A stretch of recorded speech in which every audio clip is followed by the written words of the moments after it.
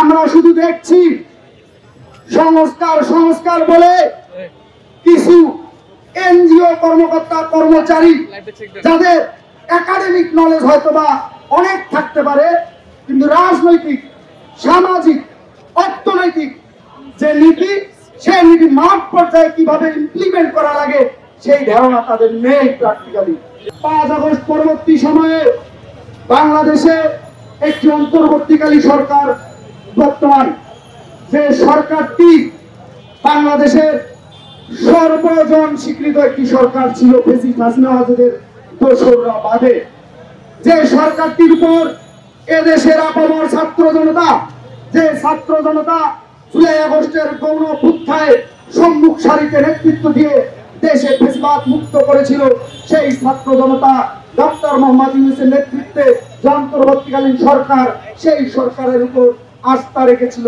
ভরসা করেছিল যে এই সরকারটি বিদ্যমান পরিস্থিতিতে সকল গণতন্ত্রকামী দলের মতামতের ভিত্তিতে একটি সুন্দর সুস্থ পরিবেশ নিশ্চিত করে একটি গণতান্ত্রিক সরকার প্রতিষ্ঠিত করে যাবে। কিন্তু 5 আগস্ট পরবর্তী সময় প্রায় 1 বছর হয়ে চলল, আমরা দেখছি এই অন্তর্বর্তীকালীন সরকারের যে প্রথম দায়িত্ব ছিল আইন শৃঙ্খলা পরিস্থিতির উন্নতি, সেই আইন শৃঙ্খলা পরিস্থিতির অবনতি ঘটিয়েছে একের পর এক।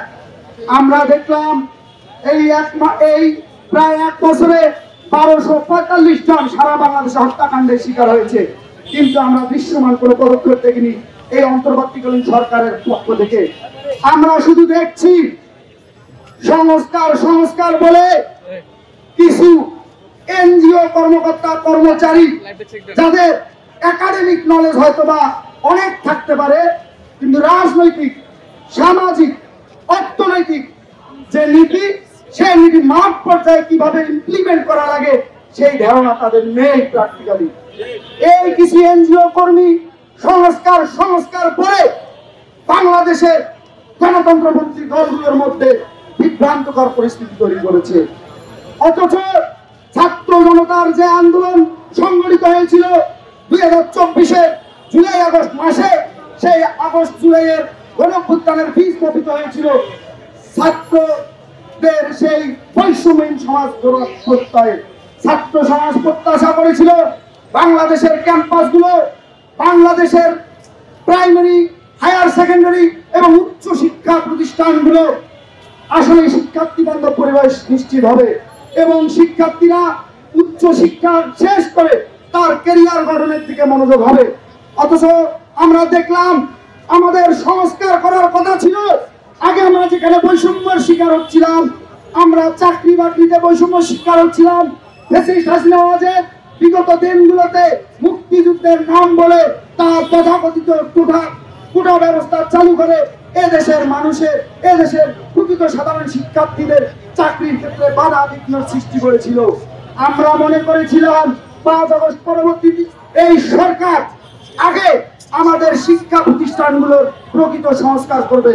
আপনারা হয়তোবা জানেন আমাদের সামনে রাজু ভাস্কর্য, সেই ভাস্কর্যের সামনে দাঁড়িয়ে 5 আগস্ট পরবর্তী সময়ের যে সরকার, অন্তর্বর্তী সরকারের প্রধান উপদেষ্টা ডক্টর মোহাম্মদ ইউনূসের নেতৃত্বে যে সরকার, সেই সরকারের বিরুদ্ধে আন্দোলন তুলেছে আমাদের প্রকৃত সাধারণ শিক্ষার্থী কিছু পরীক্ষার্থী ভাই ও বোনেরা, যারা সামনে ক্যারিয়ার গঠনের জন্য চাকরির পরীক্ষা দিচ্ছে।